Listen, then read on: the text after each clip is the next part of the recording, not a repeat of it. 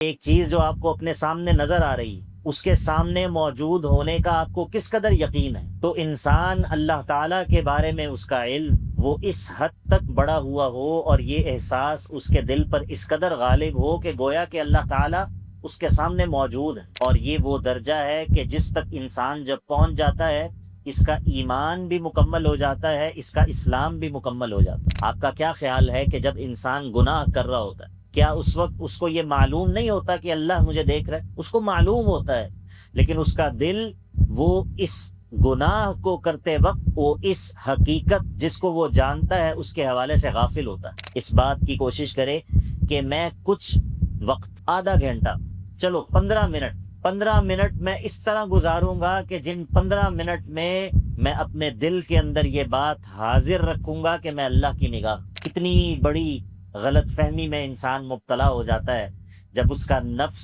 اسے یہ پٹی پڑھاتا ہے کہ یہاں کوئی نہیں دیکھ رہا، یہاں مجھے دیکھنے والا کوئی نہیں۔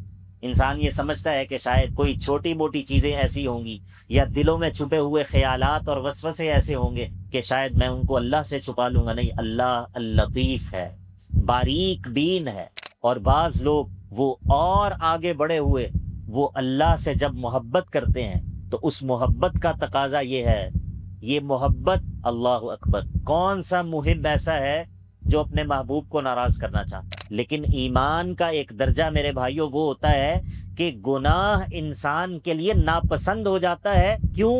کیونکہ انسان کے دل میں یہ خیال غالب آ جاتا ہے کہ یہ محبوب حقیقی کو ناپسند۔ بسم اللہ، الحمدللہ، والصلاة والسلام علی رسول اللہ وعلی آلہ وصحبہ ومن والاه۔ اللہم انفعنا بما علمتنا وعلمنا ما ينفعنا وزدنا علما۔ رب اشرح لی صدری ویسر لی امری واحلل عقدۃ من لسانی یفقہوا قولی۔ سبحانک لا علم لنا الا ما علمتنا انک انت العلیم الحکیم۔ رب یسر ولا تعسر وتمم بالخیر وبک نستعین۔ اعوذ باللہ من الشیطان الرجیم، بسم اللہ الرحمن الرحیم۔ عزیز بھائیو، ان مجالس میں جن میں ہم اعمال القلوب کی بات کر رہے ہیں، اب تک ہم اخلاص کے بارے میں پڑھ چکے ہیں، یقین کے بارے میں پڑھ چکے ہیں، اور تفکر کی عبادت کے بارے میں، اور اسی طرح آخری جو ہماری کچھ مجالس تھیں وہ خشوع کے بارے میں تھی، یعنی کہ 4 اعمال القلوب میں سے بہت عظیم اعمال کے بارے میں اب تک ہم پڑھ چکے ہیں۔ اعمال القلوب کا معاملہ یہ ہے کہ ان کو ایک دوسرے سے جدا کرنا تھوڑا مشکل ہے۔ ظاہری اعمال کے بارے میں بات کرنا اور ان کو سیکھنا آسان ہوتا ہے۔ وہ اعمال جو ہم اپنے جسم سے کرتے ہیں ان کو سیکھنا آسان ہوتا ہے، ان کو سکھانا آسان ہوتا ہے، کیونکہ وہ ظاہر نظر آنے والے اعمال ہوتے ہیں۔ مثلاً ایک شخص کو آپ نے وضو سکھانا ہے، آپ اسے بتائیں گے کہ تم پانی لو، پہلے اپنے ہاتھوں کو دھو لو، پھر اس کلی کر لو، پھر ناک میں پانی ڈال لو۔ اب یہ تمام چیزیں وہ ہیں جو آپ کر کے دکھا سکتے ہیں اور جو بظاہر نظر آنے والی چیزیں ہیں، لیکن جو قلبی اعمال ہیں ان کو خود ان پر عمل کرنا بھی مشکل ہے اور ان کو بیان کرنا اور سمجھانا بھی مشکل ہے، کیونکہ یہ ظاہر میں نظر آنے والی چیزیں نہیں ہیں بلکہ یہ قلبی، دل کے اندر کے معاملات۔ لیکن ہم ان مجالس میں یہ کوشش کرتے ہیں کہ جس قدر اللہ تعالیٰ کی توفیق شامل ہو اور جتنا بھی ہو سکے انسانی استطاعت کے مطابق ہم ان عظیم اعمال کو سمجھنے کی کوشش کریں، اور ہم اللہ سے دعا کرتے ہیں کہ اللہ تعالیٰ ہمیں یہ سب چیزیں نصیب کر دے۔ آج ہم نے جس عمل کے بارے میں پڑھنا ہے جو کہ اعمال القلوب میں سے ایک بہت بڑا عمل ہے، اس کا نام المراقبہ، مراقبہ نام ہے۔ ایک تو مراقبہ کا لفظ صوفیاء نے استعمال کیا ہے، اور صوفیاء کے ہاں یہ لفظ جس معنی میں استعمال ہوتا ہے وہ کوئی شرعی معنی نہیں ہے، یعنی کہ اگر تو مراقبے سے یہ مراد ہو کہ کوئی مخصوص قسم کی ہیئت میں بیٹھ جانا اور پھر بیٹھ کر کوئی ہو کی ضربیں لگانا، یا اس طرح کی کوئی اور کیفیت کہ جو اللہ کے نبی علیہ الصلاۃ والسلام کی تعلیمات میں موجود نہ ہو، اگر تو مراقبے سے یہ مراد ہو تو یہ مراقبہ ہماری شریعت اور ہمارے دین میں نہیں ہے۔ لیکن یہاں پر مراقبے سے مراد وہ چیز ہے کہ جس کا تذکرہ اللہ کے نبی علیہ الصلاۃ والسلام نے حدیث جبریل میں کیا ہے۔ اللہ کے نبی علیہ الصلاۃ والسلام کے پاس جبریل آئے، آ کر انہوں نے ان سے سوالات کیے، معروف حدیث ہے۔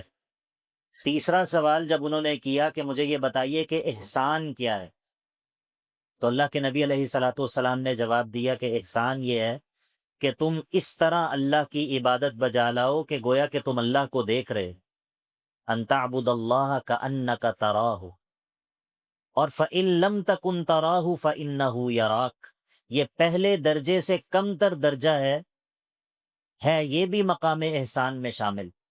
پہلا درجہ یہ ہے کہ انسان کو اللہ تعالیٰ کے بارے میں شعور اور اللہ تعالیٰ کے معبود ہونے کا احساس، اور اس بات کا احساس کہ اللہ مجھے دیکھ رہا ہے اور اللہ رب العزت مجھ پر قدرت اور طاقت رکھتا ہے، وہ اس درجے کا انسان کو یہ شعور ہو جائے کہ انسان گویا کہ اللہ کو اپنے سامنے دیکھ رہا، یعنی کہ ایک چیز جو آپ کو اپنے سامنے نظر آ رہی ہے اس کے سامنے موجود ہونے کا آپ کو کس قدر یقین ہے۔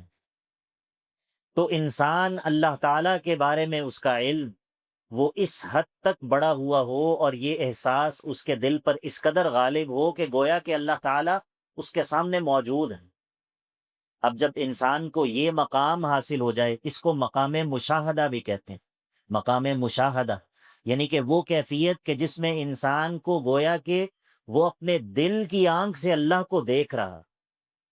دنیا کے اندر انسان ظاہری آنکھوں سے اللہ کو نہیں دیکھ سکتا، ہاں آخرت میں ایمان والے اللہ کو دیکھیں گے، لیکن کسی چیز کا اس حد تک شعور، اس حد تک اللہ تعالیٰ کے وجود کا احساس کہ گویا کہ انسان اپنے دل کی آنکھ سے اللہ کو دیکھ رہا ہے، یہ احسان کا اعلیٰ ترین درجہ ہے۔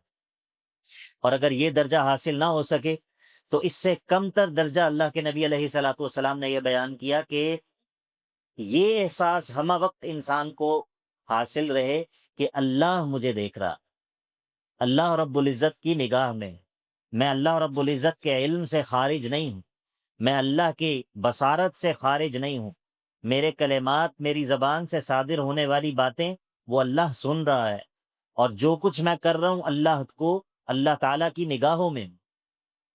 تو یہ مقام احسان ہے، اور یہ انتہائی عظیم درجہ ہے، اور یہ وہ درجہ ہے کہ جس تک انسان جب پہنچ جاتا ہے اس کا ایمان بھی مکمل ہو جاتا ہے، اس کا اسلام بھی مکمل ہو جاتا ہے۔ اسی لیے اللہ کے نبی علیہ الصلاۃ والسلام سے جبریل نے پہلا سوال اسلام کے بارے میں کیا، یا بعض روایات میں پہلا سوال ایمان کے بارے میں کیا، دوسرا سوال اسلام کے بارے میں کیا، اور اس اسلام اور اس ایمان کے اندر یہ کیفیت حاصل ہو جانا کہ انسان کو ہمہ وقت یہ شعور حاصل ہو، ہر وقت انسان کو یہ احساس ہو کہ میں اللہ کی نگاہ میں ہوں، یہ مقام احسان۔ تو ابن القیم رحمہ اللہ نے مراقبہ کی تعریف یہ کی ہے کہ دوام علم العبد وتیقنہ، انسان کو اللہ تعالیٰ کے دیکھنے کا، اللہ تعالیٰ کے کامل علم کا، اللہ تعالیٰ کے جاننے کا جو انسان کو علم ہے، اس کو اس علم کو دوام حاصل ہو جائے۔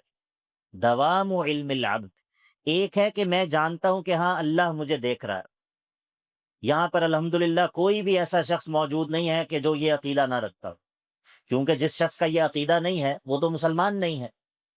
تو ہم میں سے ہر ایک یہ بات جانتا ہے، مانتا ہے، عقیدہ رکھتا ہے کہ اللہ مجھے دیکھ رہا، لیکن مسئلہ کیا ہے؟ مسئلہ یہ ہے کہ یہ بات جو ہم جانتے ہیں، جس کو ہم مانتے ہیں، جس کا ہم عقیدہ رکھتے ہیں، ہم اس بات سے غافل ہو جاتے، ہمیں اس کا علم تو ہے لیکن وہ علم یا تو یقین کی حد تک نہیں پہنچا، یا پھر وہ علم ہمارا دل اس علم سے غافل ہو جاتا ہے۔ آپ کا کیا خیال ہے کہ جب انسان گناہ کر رہا ہوتا ہے، کیا اس وقت اس کو یہ معلوم نہیں ہوتا کہ اللہ مجھے دیکھ رہا ہے؟ اس کو معلوم ہوتا ہے، لیکن اس کا دل وہ اس گناہ کو کرتے وقت وہ اس حقیقت جس کو وہ جانتا ہے اس کے حوالے سے غافل ہوتا ہے۔ تو اس حقیقت کو جس کو انسان جانتا ہے، اس کا علم جب مستقل طور پر انسان کے دل پر حاوی رہے، انسان جب کامل طور پر اس حقیقت کی طرف متوجہ رہے اور اس کا دل اس حقیقت سے غافل نہ ہو، تو یہ ہے مراقبہ۔ دوام علم العبد وتيقنه باطلاع الحق سبحانہ على ظاہرہ وباطنہ، کہ انسان کو یقین کی حد تک یہ بات معلوم ہو جائے اور پھر یہ یقین ہر وقت اس کے دل پر غالب رہے کہ اللہ تعالی مجھ پر مطلع ہے، اور صرف میرے ظاہر پر نہیں بلکہ میرے باطن پر بھی اللہ رب العزت مطلع ہے۔ اور یہی مراقبہ ہے، اور یہی اللہ کے نبی علیہ الصلاۃ والسلام کا مقصود ہے کہ ان تعبد اللہ کأنک تراہ۔ یہ مراقبہ میرے بھائیوں، اس کا تعلق انسان کے کرنے کے ساتھ بھی ہے اور انسان کے ترک کرنے کے ساتھ بھی ہے، یعنی کہ اللہ تعالیٰ کے دیکھنے کا اور اللہ تعالیٰ کے کامل علم کا احساس جب مستقل طور پر انسان کو ہو جائے تو اس کا اثر انسان پر دونوں چیزوں میں پڑتا ہے۔ ان چیزوں میں بھی کہ جو انسان کرتا ہے، جو کرنے کے کام ہے، اور ان معاملات میں بھی کہ جو انسان ترک کرتا ہے، جو نہیں کرتا۔ اور اسی طرح اس کا تعلق انسان کے ظاہر کے ساتھ بھی ہے، انسان کے باطن کے ساتھ۔ اس کا تعلق انسان کی زبان کے ساتھ بھی ہے، اس کا تعلق انسان کے خرچ کرنے کے ساتھ بھی ہے۔ یعنی کہ یہ وہ چیز ہے کہ اگر دل میں موجود ہو تو یہ انسان کے تمام تر تصرفات، انسان کے تمام تر اعمال، انسان کی تمام تر مصروفیات وہ اس حقیقت کے تحت آ جاتی ہیں کہ میں اللہ کی نگاہ ہوں۔ ہم نے گزشتہ مجالس میں سے کسی مجلس میں آپ کو ایک طریقہ بتایا کہ آپ اگر یہ چاہیں کہ آپ کو یہ کیفیت حاصل ہو جائے تو آپ اس کی مشق کریں۔ میرے بھائیوں، بہت ساری چیزیں ایسی ہیں کہ جن کو انسان مشق کے ذریعے، کوشش کے ذریعے اور اس کی پریکٹس کرنے کے ذریعے انسان اپنے اندر پیدا کر سکتا ہے۔ اور اس مراقبے کی کیفیت کو اپنے اندر پیدا کرنے کے لیے ہم نے یہ بات بتائی تھی کہ انسان روزانہ اس بات کی کوشش کرے کہ میں کچھ وقت، آدھا گھنٹہ، چلو 15 منٹ میں اس طرح گزاروں گا کہ جن 15 منٹ میں میں اپنے دل کے اندر یہ بات حاضر رکھوں گا کہ میں اللہ کی نگاہ، میں اللہ مجھے دیکھ رہا ہے۔ اس 15 منٹ کے دوران ظاہر ہے کہ میں کسی کو گالی نہیں بکوں گا، اس کے دوران ظاہر ہے کہ میں کسی کی غیبت نہیں کروں گا۔ اس 15 منٹ کے دوران اگر مجھے واقعتاً یہ احساس حاصل ہو جائے تو اس میں میری کیا کیفیت ہو۔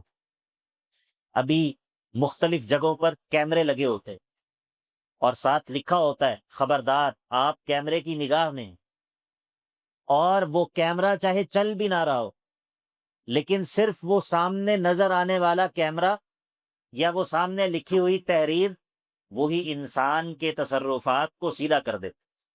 انسان اس شعور کی وجہ سے کہ مجھے کوئی بیٹھ کر دیکھ رہا ہے، چاہے پیچھے کوئی بھی موجود نہ ہو اور چاہے وہ کیمرہ کام بھی نہ کر رہا ہو، لیکن جب انسان کو یہ شعور حاصل ہو جاتا ہے کہ میں کسی کی نگاہ میں ہوں تو اس کا انسان کے کردار پر، انسان کی شخصیت پر اثر ہوتا ہے۔ تو کس قدر بدقسمتی کی بات ہے کہ مسلمان جو یہ عقیدہ رکھتا ہے کہ اللہ کا علم کامل ہے، اور جو یہ عقیدہ رکھتا ہے کہ میری زندگی اور موت وہ اللہ کے اختیار میں ہے اور اللہ مجھ پر قادر ہے، اور ہر وہ خیر جو مجھے دنیا اور آخرت میں چاہیے وہ میں نے اللہ سے لینی ہے، اور ہر وہ چیز کہ جس سے دنیا اور آخرت میں بچنا چاہتا ہوں اس سے بچانے پر مجھے اللہ قادر ہے، اور پھر انسان کی زندگی میں محسوس ہی نہ ہو کہ اللہ اس کو دیکھ رہا ہے۔ اس کا اٹھنا اور اس کا بیٹھنا اور اس کی زبان اور اس کے دیگر معاملات اور اس کی تنہائیاں اور اس کی خلوتیں، ان میں کہیں پر یہ احساس موجود ہی نہ ہو، نظر ہی نہ آتا ہو کہ یہ اللہ کی نگاہ میں، تو یہ بات ہو نہیں سکتی۔ اگر ایسا ہے، انسان کی زندگی میں یہ چیز نظر نہیں آتی، تو اس کا مطلب یہ ہے کہ انسان کے ایمان کے اندر کچھ خلل ہے۔ اس کا یہ ایمان اور اس کا یہ یقین کہ اللہ کا علم کامل ہے اور اللہ سننے والا ہے، دیکھنے والا ہے، اس ایمان میں نقص اور خلل، اس کو اپنے ایمان کی تجدید کی ضرورت ہے، اپنے ایمان کو تازہ کرنے کی ضرورت ہے۔ تو بہرحال دوسری بات وہ یہ ہے کہ یہ مراقبے کی کیفیت، بعض اسباب ایسے ہیں کہ جن کے ذریعے انسان اس کو حاصل کر سکتا ہے۔ ان میں سے پہلا سبب وہ یہ ہے کہ انسان اللہ تعالیٰ کے ان عظیم اسماء کا علم حاصل کرے، ان عظیم ناموں کا علم حاصل کرے کہ جن سے ہمیں اللہ تعالیٰ کے کامل علم کا پتہ چلتا ہے، اور وہ کئی نام ہیں۔ مثال کے طور پر اللہ تعالیٰ کے ناموں میں سے ایک نام ہے اللہ تعالیٰ الرقیب ہے۔ ان اللہ کان علیکم رقیبا، اللہ تم پر نگہبان ہے، اللہ تم پر نگران ہے۔ رقیب کے معنی کے اندر علم کا معنی بھی ہے، لیکن اس کے ساتھ ساتھ نگرانی کا معنی ہے، یعنی کہ ایک ہے صرف کسی چیز کو جاننا، لیکن رقیب کا معنی یہ ہے کہ جس طرح مثال کے طور پر کسی چیز کی حفاظت پر آپ متعین ہو اور آپ اس کے پاس کھڑے ہوئے اس چیز کی حفاظت کر رہے ہیں، تو اس کو کہا جاتا ہے رقابت۔ تو ان اللہ کان علیکم رقیبا، اس کا معنی یہ ہے کہ اللہ تمہارے بارے میں سب کچھ جانتا ہے، صرف جانتا نہیں ہے بلکہ اللہ تم پر نگران ہے، اللہ تم پر نگران ہے۔ کتنی بڑی غلط فہمی میں انسان مبتلا ہو جاتا ہے جب اس کا نفس اسے یہ پٹی پڑھاتا ہے کہ یہاں کوئی نہیں دیکھ رہا، یہاں مجھے دیکھنے والا کوئی نہیں، یہاں پر میں کسی کی نگاہ میں ہوں، کسی کی نگاہ میں نہیں ہوں، کوئی مجھے دیکھ نہیں رہا۔ کتنی بڑی غلط فہمی ہے۔ اللہ تعالیٰ قرآن مجید میں فرماتا ہے الا یعلم من خلق، کیا وہی نہیں جانتا کہ جس نے تمہیں پیدا کیا ہے؟ کیا وہی تمہارے بارے میں نہیں جانتا کہ جس نے تمہیں عدم سے وجود بخشا ہے؟ الا یعلم من خلق۔ تو اللہ تعالیٰ کا نام الرقیب، انسان اس کو اپنے ذہن میں رکھے۔ اسی طرح اللہ تعالیٰ کے ناموں میں سے ایک نام ہے اللہ تعالیٰ الشہید ہے۔ الشہید کے معنی میں بھی علم پایا جاتا ہے، اور اس کا معنی یہ ہے کہ اللہ تعالیٰ ہر چیز کو جانتا ہے اور اس پر گواہ ہے، اور چونکہ وہ انسان کے تمام کاموں پر گواہ ہے، ان کو جانتا ہے اور ان کی نگرانی بھی کر رہا ہے کیونکہ وہ الرقیب ہے، اور ان چیزوں پر گواہ ہے کیونکہ وہ الشہید ہے، تو وہ انسان کو ان تمام کاموں کا اکاؤنٹیبل ٹھہرائے گا، انسان سے حساب لے گا، وہ جزا اور سزا کرے گا، کیونکہ اللہ الشہید ہو۔ اللہ اکبر۔ اللہ سے بڑی گواہی کس کی ہو سکتی؟ اللہ سے بڑا گواہ کون ہو سکتا ہے؟ کفا باللہ شہیدا، گواہ ہونے کے اعتبار سے اللہ کے علاوہ کسی اور کی ضرورت نہیں، اللہ جو ہے وہ گواہ ہونے کے اعتبار سے کافی۔ تو انسان اللہ تعالیٰ کے اس نام کو ذہن میں رکھے۔ اور اسی طرح اللہ تعالیٰ الحفیظ ہے۔ اللہ کے عظیم ناموں میں سے ایک نام یہ ہے کہ اللہ تعالیٰ الحفیظ ہے۔ حفیظ کے معنی میں دو چیزیں شامل، ایک تو یہ ہے کہ اللہ رب العزت اپنے بندوں کی حفاظت کرتا ہے، اور دوسرا یہ ہے کہ اللہ رب العزت اپنے بندوں کے اقوال کو، ان کے اعمال کو، ان کے کرتوتوں کو، ان سب کو محفوظ کرتا ہے، جن کو وہ قیامت کے دن بندوں کے سامنے پیش کرتے۔ کرامن کاتبین یعلمون ما تفعلون، اللہ تعالیٰ نے فرشتے بھی مقرر کر رکھے ہیں، باوجود اس کے وہ خود جانتا ہے، لیکن اللہ رب العزت نے فرشتوں کی ذمہ داری لگا رکھی ہے جو انسان کے ایک ایک کام کو محفوظ کرتے ہیں۔ وما يلفظ من قول الا لدیہ رقیب عتید، انسان زبان سے کوئی کلمہ بھی نہیں نکالتا مگر ایک تیار فرشتہ موجود ہوتا ہے جو فوراً سے اس کو محفوظ کر لیتا ہے۔ تو اللہ تعالیٰ کے ناموں میں سے ایک نام الحفیظ ہے کہ اللہ جانتا ہے اور تمہارے تمام کاموں کو سیو کر رہا ہے، محفوظ کر رہا ہے، کل جب تمہارے سامنے پیش کرے گا تو تمہارے پاس مکرنے کی گنجائش نہیں ہو۔ اسی طرح اللہ تعالیٰ کے ناموں میں سے ایک نام المحیط ہے۔ المحیط، المحیط کے معنی کے اندر بھی علم شامل، اور علم اور احاطہ، احاطہ کہتے ہیں کسی چیز کو پوری طرح گھیرے ہوئے ہونا۔ تو اللہ المحیط ہے، کیا مطلب؟ اللہ مجھے اور آپ کو اور میرے اور آپ کے تمام کاموں کو پوری طرح جانتا ہے اور ہمارے تمام کاموں کا احاطہ کیے ہوئے۔ یعنی کہ کوئی مثقال ذرۃ، کوئی ایک ذرے کے برابر چیز بھی اللہ کے علم سے خارج نہیں ہے۔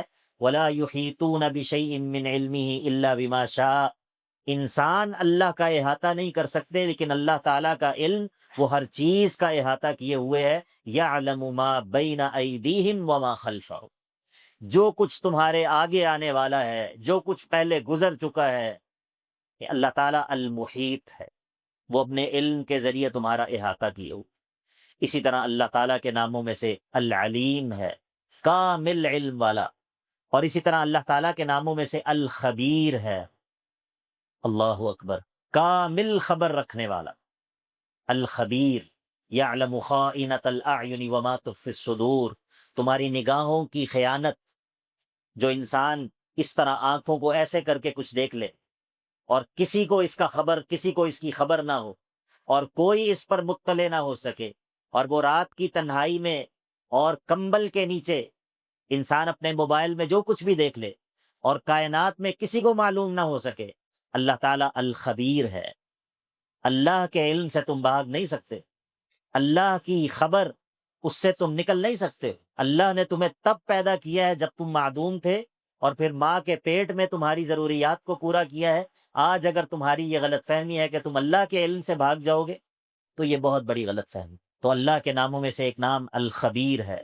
اسی طرح اللہ تعالیٰ کے ناموں میں سے ایک بڑا عجیب نام وہ اللطیف ہے، اللطیف، الا یعلم من خلق وہو اللطیف الخبیر، اللہ اللطیف ہے۔ اللطیف کے معنی میں بھی علم موجود ہے، لیکن اللطیف کا معنی یہ ہے کہ وہ باریک ترین چیزوں کو بھی جاننے والا، باریک باتوں کو بھی جاننے والا۔ انسان یہ سمجھتا ہے کہ شاید کوئی چھوٹی موٹی چیزیں ایسی ہوں گی، یا دلوں میں چھپے ہوئے خیالات اور وسوسے ایسے ہوں گے کہ شاید میں ان کو اللہ سے چھپا لوں گا۔ نہیں، اللہ اللطیف ہے، باریک بین ہے۔ اور اسی طرح اللہ کے ناموں میں سے السمیع اور البصیر ہے، وہ خوب سننے والا ہے، اس کی سماعت وہ، اللہ اکبر۔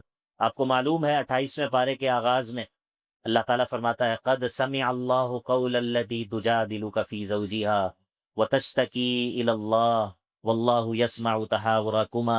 سیدہ عائشہ رضی اللہ تعالیٰ عنہ کہتی ہیں میں اس کمرے میں موجود تھی، ایک عورت اللہ کے نبی علیہ الصلوۃ والسلام کے پاس آ کر اپنے شوہر کی شکایت کر رہی تھی کمرے کے کونے میں، میں اس کمرے میں موجود تھی، میں اللہ کے نبی علیہ الصلوۃ والسلام سے وہ عورت کیا کہہ رہی ہے میں نہیں سن سکی۔ اللہ نے جب وحی نازل کی تو تب مجھے قصے کا پتہ چلا، میں اس کمرے میں موجود تھی، میں اس عورت کی شکایت نہیں سن سکی۔ اللہ تعالیٰ نے 7 آسمانوں کے اوپر اپنے عرش پر اس عورت کی شکایت کو سن لی۔ اللہ السمیع ہے اور وہ البصیر ہے، وہ ہر چیز کو دیکھتا ہے، کوئی چیز اس کی بصارت سے خارج نہیں ہے۔ اسی طرح میرے بھائیوں، اللہ کے ناموں میں سے ایک نام المہیمن ہے، المہیمن، وہ ہر چیز پر نگران، ہر چیز پر غالب، ہر چیز پر جو ہے وہ اللہ رب العزت، وہو القاہر فوق عبادہ، وہ المہیمن ہے۔ اور اسی طرح اللہ کے عظیم ناموں میں سے ایک نام القریب ہے، القریب، اللہ تعالیٰ قریب ہے۔ کس اعتبار سے؟ اپنے علم اور اپنی قدرت کے اعتبار سے۔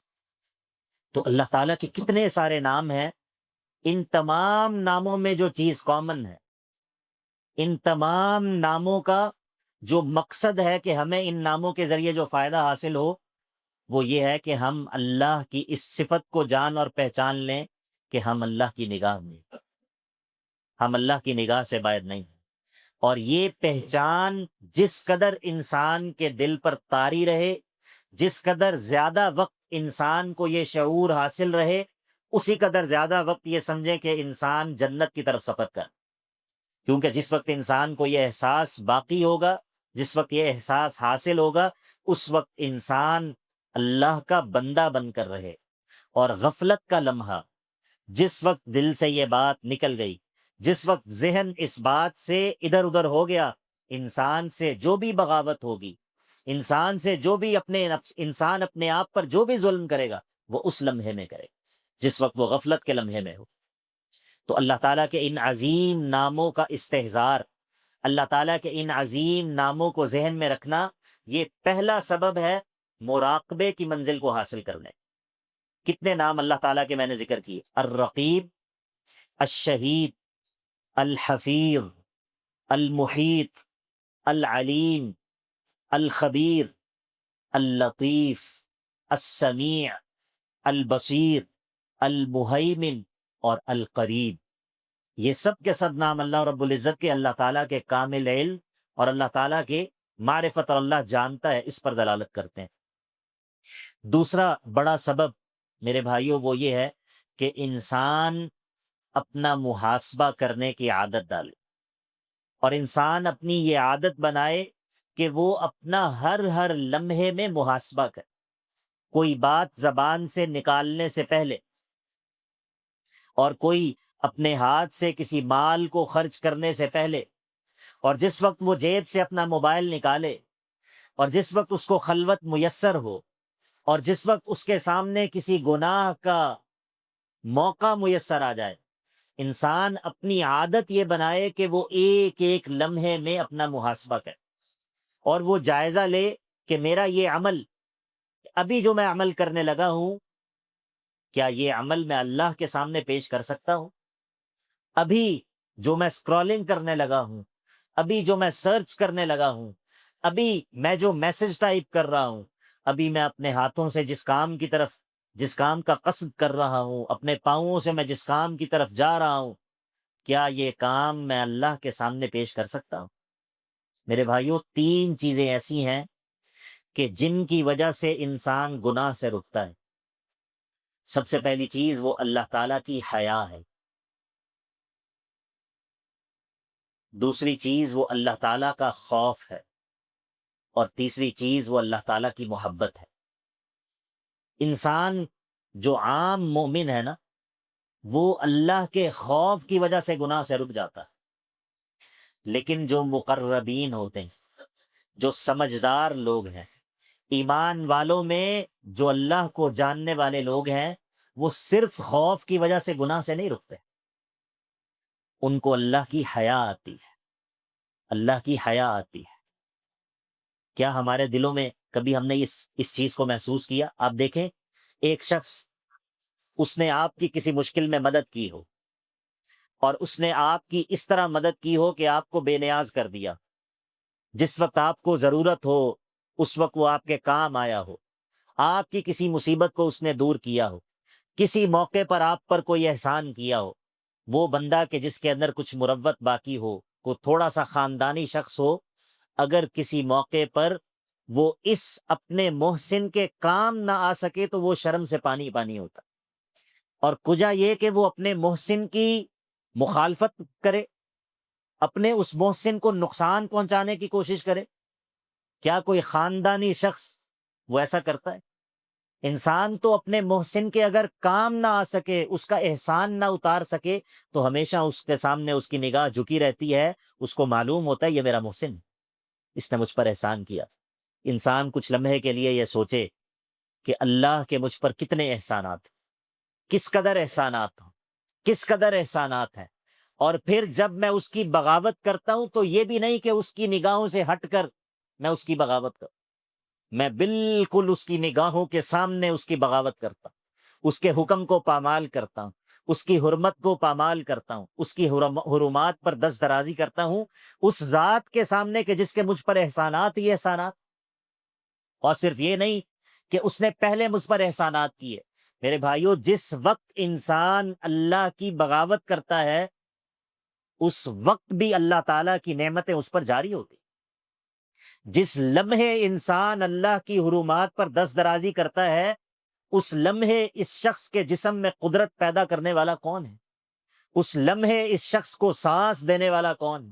وہ زندگی کا لمحہ جو یہ جی رہا ہے، اور وہ صلاحیت جس کو یہ اللہ کی نافرمانی کے لیے استعمال کر رہا ہے، اور وہ مال جس کو یہ استعمال کر کے اللہ کی نافرمانی کر رہا ہے، انسان اس گناہ کے لمحے بھی اللہ کے احسانات کے نیچے دبا۔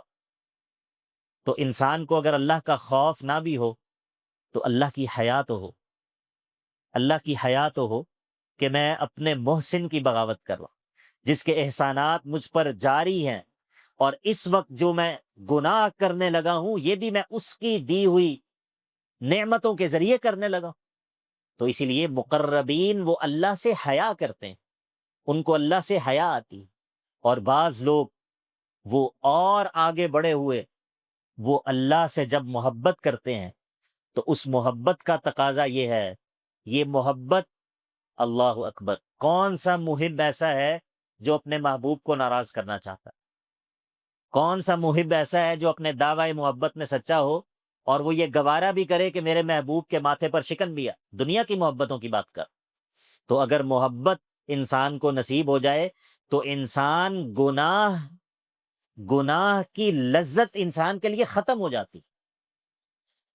بعض لوگ گناہ کو ترک کرتے ہیں، گناہ ان کے لیے لذیذ ہوتا ہے، لیکن ایمان کا ایک درجہ میرے بھائیوں وہ ہوتا ہے کہ گناہ انسان کے لیے ناپسند ہو جاتا ہے۔ کیوں؟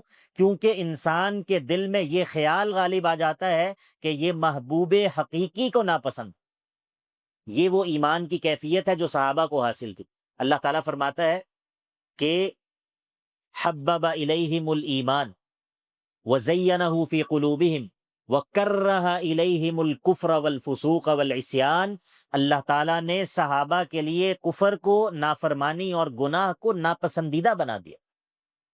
یہ ایمان کا ایک اگلا درجہ ہے کہ جب گناہ انسان کو گناہ کی لذت دکھائی نہیں دیتی، اس کو یہ نظر آتا ہے کہ یہ وہ چیز ہے جو محبوب کو ناپسند ہے، اور جو چیز محبوب کو ناپسند ہو، کبھی بھی محب، حقیقی محبت کرنے والا اس چیز کو پسند نہیں کرتا۔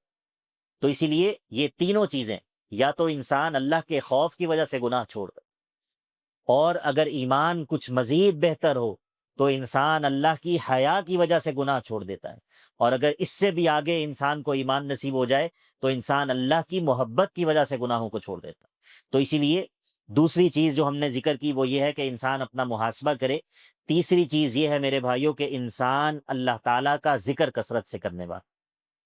میرے بھائیوں، ذکر ایک ایسی چیز ہے کہ اگر انسان ذکر کا عادی بن جائے اور وہ یہ کوشش کرے کہ وہ زبان اور قلب دونوں سے ملا کر ذکر کرے، یعنی کہ جب وہ زبان سے ذکر کرے تو اس کا دل غافل نہ ہو، تو ذکر کرتے کرتے اس پر مداومت اور پابندی کرتے کرتے ایک وقت یہ آتا ہے کہ جس وقت انسان کی زبان رکی بھی ہوتی ہے، دل اس وقت بھی ذاکر ہوگا۔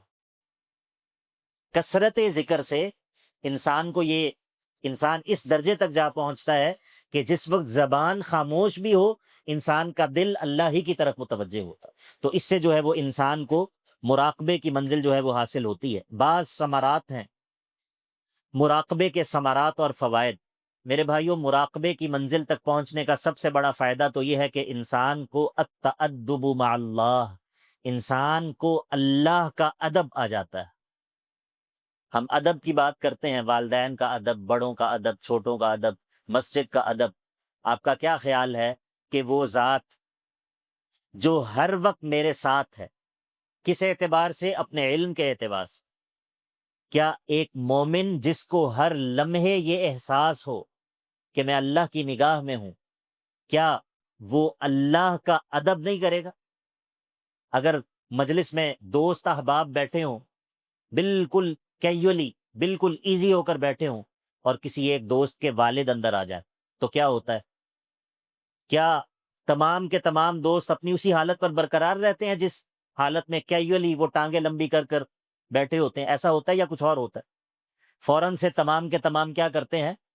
سیدھے ہو کر بیٹھ جاتے ہیں۔ ایسے ہوتا ہے نا؟ اور اچھی چیز ہے، ظاہر ہے کہ کوئی بڑا شخص آتا ہے تو انسان اس کی موجودگی کا ادب کرتا ہے۔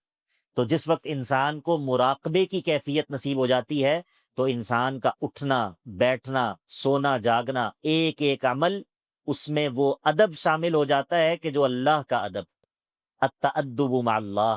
انسان باوقار ہوتا ہے، اس کے اندر شوخ پنا اور شود پنا نہیں ہوتا۔ کیوں؟ کیونکہ وہ ہر وقت اس احساس میں ہوتا ہے کہ اللہ مجھے دیکھ۔